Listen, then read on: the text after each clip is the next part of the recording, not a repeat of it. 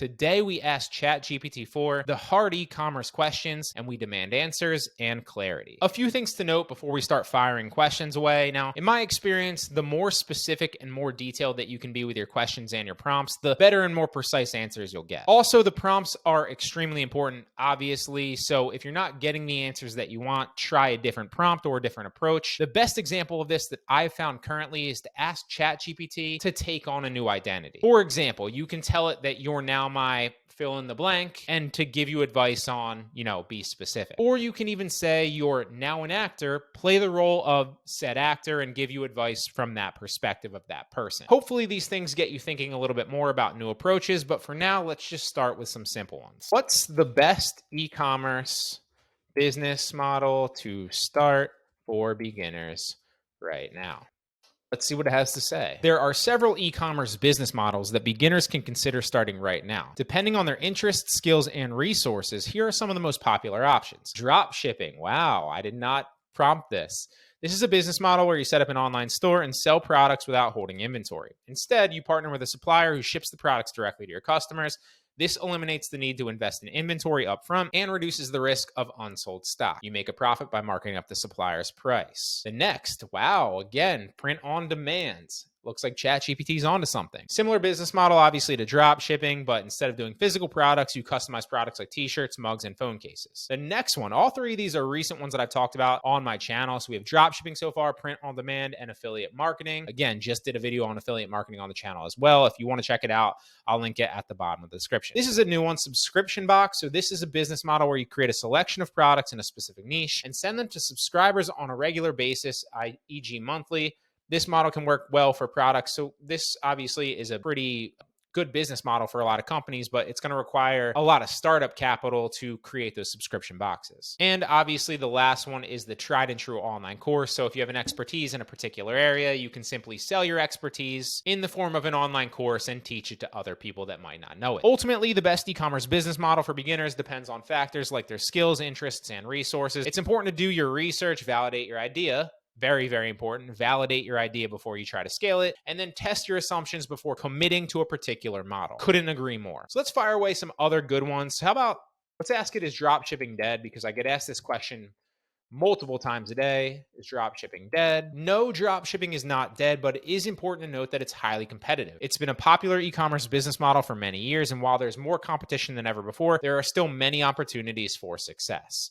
I think ChatGPT hit the nail on the head here. The reality is it is super competitive because it's so easy to start. But if you're willing to do it the right way, figure out how you can innovate and cut your costs and maybe approach it differently and differentiate your stores and your products, you can be successful with this even still currently. A large portion of this channel is literally based on it. Check out the videos. There's a million tutorials for free on this channel. So if it's not dead, how long will drop shipping be around for? It's difficult to predict exactly how long dropshipping will be around for, but it's likely that it will continue to be a viable e-commerce business for the foreseeable future. It is also important to recognize that e-commerce is a rapidly evolving industry, but it can still be a successful business model for those who approach it strategically, like we just talked about, and are able to adapt to changes in the market. That's true with dropshipping, but it's also true with any business model whatsoever. You always need to be willing to adapt, innovate, learn, and grow with it. If you stay the same, eventually your competitors are just going to pass you by. All right, so based on this answer now, we should ask it, what new technologies do you anticipate coming soon that could disrupt the e-commerce industry and change it for good? So some emerging technologies that have the potential to disrupt the e-commerce industry in the coming years. First is virtual and augmented reality. With the development of more advanced VR and AR, it's possible that online shopping experiences could become more immersive and interactive. And I think this is definitely something that's going to be huge in the future, although I still think that you can adapt and figure out a way to drop ship using these technologies. It's more of an opportunity, in my opinion, than a potential detriment to the business model. Voice commerce. So a perfect example of voice commerce would be like Amazon Alexa or something like that, whereas you just tell Amazon, hey, order me toothpaste. And based on you saying just order toothpaste, Amazon chooses which toothpaste to buy based on whichever ranking factors they decide, right? So in that specific case, and granted, this is not just Amazon Alexa, there's a number of these examples, but with that specific case, then it's up to you to obviously rank higher on Amazon, specifically within that voice category, and figure out how they're ranking these products and how they're choosing specific products, specific brands, and then suggesting those specific ones to customers. All right, so let's ask some more beginner questions. What's the best side hustle? I get asked this one a lot as well for beginners in 2023. Obviously depends on your interests, skills, and resources. According to ChatGPT, freelance writing is obviously a good one because you can use ChatGPT and other services like it to write for you. Virtual assistant is another good one. Obviously, this is going to depend on where you live specifically in a lot of cases, because if you live in a country where the cost of living is a lot lower, you have an advantage because you can work for a lower cost than somebody in a higher cost of living country can, and that's more attractive for a business owner. So that is actually an advantage. Tutoring or online teaching, I actually covered Wyzant or Chegg.com or Tutor.com. All of these are actually websites where you can tutor online directly from your computer. You never have to leave. You can tutor a number of different students, and they're great opportunities to earn a side income. Pet sitting or dog walking, got to be one of the best ones. And then social media management, that one's kind of played out in my opinion. Super saturated, but still potential there, I guess. What about the best book? What's the best book for entrepreneurs? There are many great books for entrepreneurs, but one classic that is often recommended is The Lean Startup by Eric Ries. I've heard this recommended a lot, and I actually own it. I'm pretty sure it's back in my shelf, but I have never read it. I probably should. All right, that was kind of a boring one. Let's get a little bit more juicy. You are now an actor.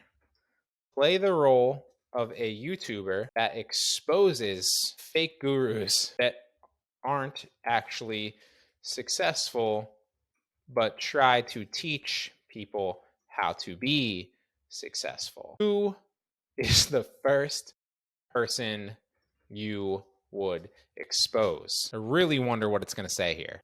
Hello, everyone, and welcome back to my channel. Today, I want to talk about something that's been bothering me for a long time: the rise of fake gurus. This is freaky on YouTube. These are people who claim to be experts in entrepreneurship, personal development. How does it understand this? Or wealth building, but in reality, they don't have the success or expertise they claim to have. The first person I want to expose is John Doe.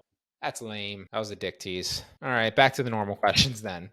Can you drop ship on Amazon? You get people trying to tell me that you're not allowed to do this every single day, even though it's in the terms of service that you are allowed to drop ship. Technically, you can drop ship products on Amazon, but there are some important factors to consider before doing so. And obviously, you can read this as it's going on the screen, but typically the things that you need to do are dropship from wholesale suppliers where you are the seller of record on the actual invoice. If you're doing that, you're allowed to dropship on Amazon. Typically, people get suspended on Amazon when they dropship from other retail suppliers that are big box retail suppliers that are directly competing with Amazon, and customers get mad and Amazon notices. So no Walmarts, no Chewy's, no Home Depots, no eBays, none of that, right? That's going to get your account suspended, I promise you. This one's been asked a lot recently for some reason. So can you drop ship eBay to Amazon? Let me just prove it to you. Technically, it is possible to drop ship products from eBay to Amazon, but it is not recommended due to the challenges and risks it involves. And right here, as you can see, Amazon terms of service prohibit the use of drop shipping on their platform, which means if you're caught drop shipping from eBay, you could get your account suspended or terminated. And I promise you that will inevitably happen. You can get away with it for a short period of time. And this is not just for eBay, right? This is for all the other retail suppliers that I covered that are big box retailers. So if you're using obscure suppliers, typically you can get away with that for a lot longer. If you're using big box retail suppliers like, Walmart or eBay, for example, you're really rolling the dice. You could get suspended tomorrow. You could get suspended next month. But one thing is for sure, you will get suspended. There's so many other ways to make money selling on Amazon. It's not worth to try to do that. All right. So what are the best ways to differentiate my drop shipping store so it's tougher for competitors to copy me. There are several ways to differentiate your dropshipping store and make it harder for competitors to copy you. So niche down, offer unique products, provide excellent customer service, it's kind of a lame one, build a strong brand, or offer value-added services like personalized products. That's actually a really great tip that I actually never have given before. Provide a loyalty program or how-to guides or tutorials, or even a reward system for your customers. Pretty solid tips. All right, so let's do two more cool ones. Let's say you are now an actor. Play the role of Jeff Bezos. Give me 5 pieces of advice to grow an online business in 2023 from his perspective. Hello, I'm Jeff Bezos, the founder and former CEO of Amazon. Building a successful online business requires hard work, dedication, and a willingness to take risks. Here are 5 pieces of advice to help you grow your online business in 2023. First and foremost is focus on the customer. If you've read any of Amazon's letters to shareholders, every single one is customer-centric. It's this obsession with the customer. The customer's always right. Make the customer happy at all costs. Embrace innovation.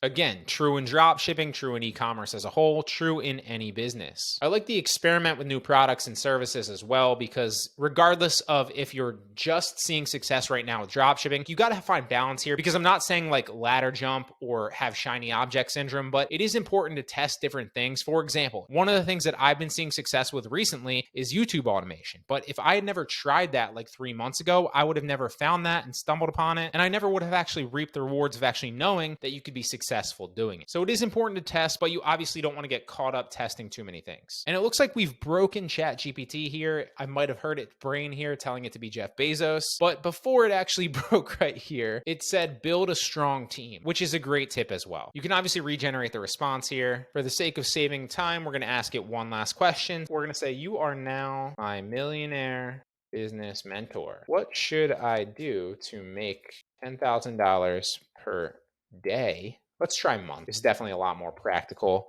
What should I do to make $10,000 per month? What business should I start right now? What online business should I start right now that has lots of potential, but not that much competition? Very interested to see what it says here. As your mentor, my advice would be to focus on starting an online business that aligns with your interests and passions. That's actually a great tip. So research profitable niches, develop a business plan. Oh, this is lame. Build the website. Wrong answer. I was asking for a specific business model. So let's get a little bit more clarity here. You are now my millionaire business mentor. What should I do? I asked it, what should I do? It was a little broad. Say, what business model specifically should I start to make $10,000 per month? Let's try that. All right, so it looks like it ranked them here. It can't give us a specific business idea that will generate $10,000 per month, because the success of any business is determined by various factors such as market demand, competition, execution, and many others, which I completely agree with. But it says e-commerce is number 1, digital products number 2, affiliate marketing number 3, service-based businesses number 4. So there you go, guys. That's asking ChatGPT the hard e-commerce questions, and really just business questions in general. I've been having a lot of fun with this. I made a video on this recently about a month ago on how I thought people were overreacting to this technology and what could actually do right now currently. Although I do see a lot of potential for it going forward, and there are a lot of practical applications for it right now. I'm specifically using this to write YouTube automation scripts for my automation channels. So to give you an example really fast, I usually tell it, you are now my YouTube script writer. Write me a script on blah, blah, blah, blah, blah, and then it just pumps me out a script. You can tell it to write you like a 3-minute script or a 5-minute script or a 10-minute script. This can also be used to write blog posts or really whatever. If you're a copywriter, there's a million different practical applications for this. But I do want to stress that these videos on this channel and my other channels where I'm actually on camera and I'm the face of it are all written and scripted by me in my own words. I'm not using any AI or anything like that. It's all based on my own experience, my successes, and my failures.